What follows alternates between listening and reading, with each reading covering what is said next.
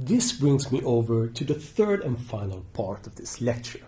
Having given an introduction to the international theosophical movement and an overview of theosophy in Sweden, I will now give a brief outline of Swedish theosophy as a context for an emerging interest in Buddhism in the late 19th and early 20th century Sweden.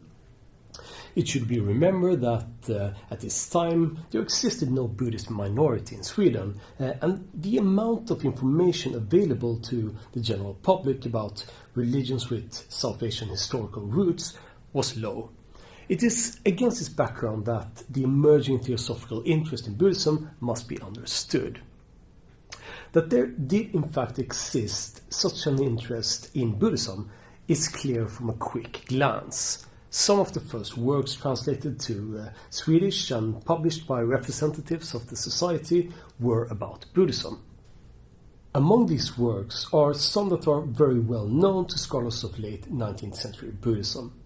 One prominent example is Edwin Arnold's The Light of Asia, published in Sweden as Asiens ljus in 1888. The book was translated by Victor Pfeiffer, who would go on to become vice president of the Swedish Theosophical Society.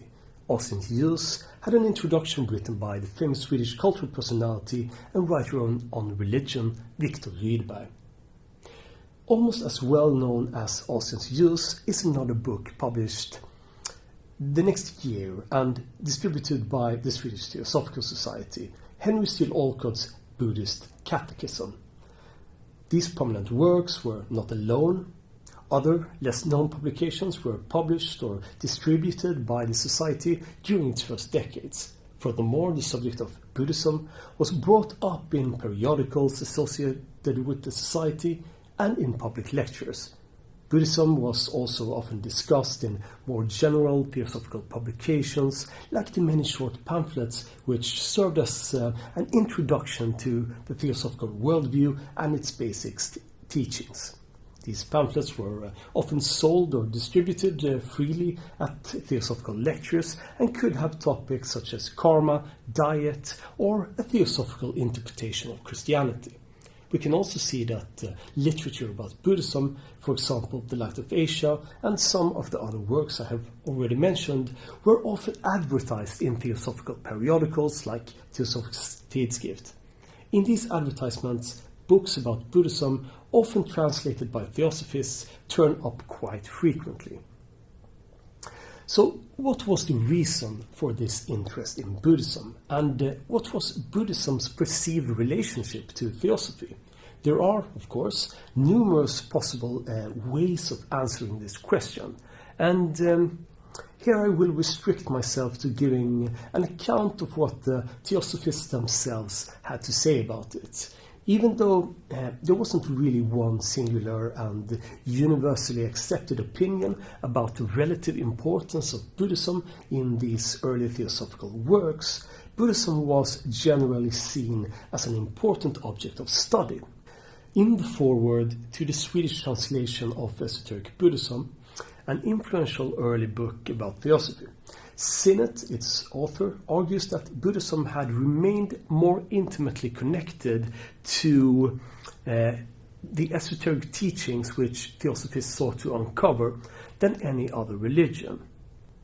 He also stated that the study of esoteric teachings, as they manifested in Buddhism, was especially advantageous to theosophists. This notion was not shared by everyone. Already in the foreword to the second edition, Sasnet is defending himself from accusations of unnecessarily singling out Buddhism as a source of truth. The question became a matter of some debate, and Helena Blavatsky tried later on to settle the matter and give a more or less official statement on the relationship between theosophy and Buddhism. The most representative articulation of her position was likely given in The Key to Theosophy. This book by Blavatsky was a comparatively accessible summary of and introduction to Blavatsky's teachings, given concisely in question and answer form. The book was translated to Swedish and published for the first time in 1890. It was likely particularly influential on the early Swedish Theosophical movement, since we know that it was read aloud and used as a point of departure for discussion in many of the Swedish lodges in the 1890s. Here Blavatsky makes it clear that Theosophy should not be understood as a form of Buddhism, but that Buddhism is one of the religions that have preserved the esoteric teachings of ancient wisdom.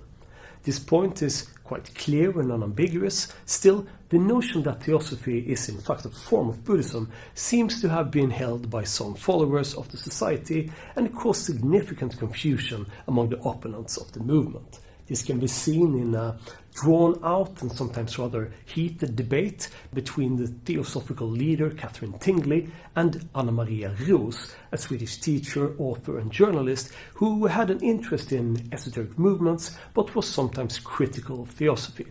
Roos wrote critical texts about aspects of Theosophy, among other things bringing up what she called the, quote, the life-denying influence of Buddhism. In response to this, Tingley denied that she and her followers were Buddhists. She wrote, quote, as an answer to the insinuations of Ms. Roos that my methods are based on principles drawn from Buddhism, I want to say that wherever we find something true, beautiful and uplifting, we will apply it to our lives, but we are not Buddhists. Nonetheless, even some proponents of Theosophy seem to have seen Buddhist and Theosophist as somewhat interchangeable identities. In his biography of Swedish politician and Theosophist and at times self-described Buddhist Kata Dahlström, her friend Fredrik Ström suggested that Dahlström saw little distinction between Buddhism and Theosophy. So given the fact that many Theosophists in Sweden as elsewhere saw Buddhism as important, what was it more specifically that they were interested in? What aspects, what teachings, values or practices that they associated with Buddhism did they find especially important? This is a somewhat difficult question to answer, since it tended to vary over time periods and from person to person. There are, however, some tendencies that can be clearly distinguished when it comes to the early period of Theosophy in Sweden, that is to say, the period that I am primarily talking about now.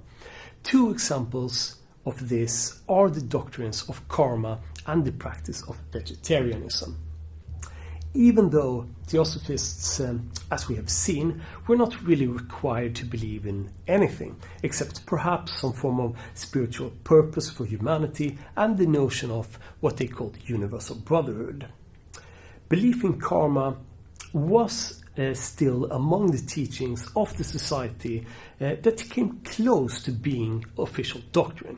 This point was actually debated at a meeting of the Stockholm Lodge in one November day in 1892, when one of the members of the lodge, according to a later transcript of this meeting, argued that even though there were no official doctrines, the society should expect its members to believe in the notion of brotherhood, reincarnation and karma. The specific details of how karma was supposed to work and how it was envisioned was often kept vague, but it was frequently portrayed as a more just and reasonable understanding of the world than the notions of sin and forgiveness, which Theosophists often criticized in Christianity. Another but quite different context in which the idea of Buddhism became important to Swedish Theosophy is in regard to vegetarianism. Vegetarianism, although never a requirement, was something of an ideal within early Swedish Theosophy. There's quite a lot of pro-vegetarian theosophical literature that was published during the 1890s and 1900s. During this period, an organized vegetarian movement was beginning to emerge in Sweden. In 1903, the national organization, the Svenska Vegetariska Sällskapet, the Swedish Vegetarian Society, was founded.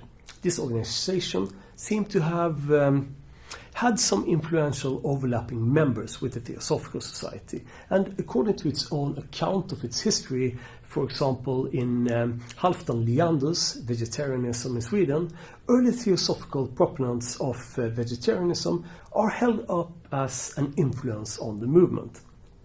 If we look closer at theosophical literature about vegetarianism, we notice that it not infrequently mentioned Buddha and Buddhists as sources of inspiration for the adoption of vegetarianism. One such work, Den rätta dieten, begins with a several pages long quote from Victor Five's translation of The Light of Asia. The quote tells the story of how Buddha convinced King Bimbisara of the Magadha kingdom to ban the killing of animals by appealing to the ideal of friendship between all living things. Buddha also turns up in Vegetarianismen såsom livsåskådning, a book consisting of short biographies of influential vegetarians, where it is said that Buddha's teachings of compassion with all living things and his, quote, condemnation of meat eating, end quote, are of great relevance to present-day humanity. In this literature, Buddhists and other religious groups in Asia that were associated with vegetarianism also served as a concrete example that it was possible as a society to adopt vegetarianism without developing diseases and other health problems, something that opponents of a vegetarian diet were very much arguing at the time would be a result of vegetarianism. Even though this lecture has been only a brief introduction, I hope that the examples I have mentioned have illustrated some of the points I've been trying to make. Theosophy and similar movements played an important role when it came to creating an interest in Buddhism in Sweden. This illustrates also a broader tendency important for the global spread of religious ideas in the late 19th and early 20th century. Furthermore, the role played by Theosophy in this regard likely helped to shape how Buddhism was interpreted at this time in areas like Sweden with little or no historical exposure to South Asian religious traditions. With those words, I conclude my lecture. Thank you everyone for listening. I hope it has been interesting.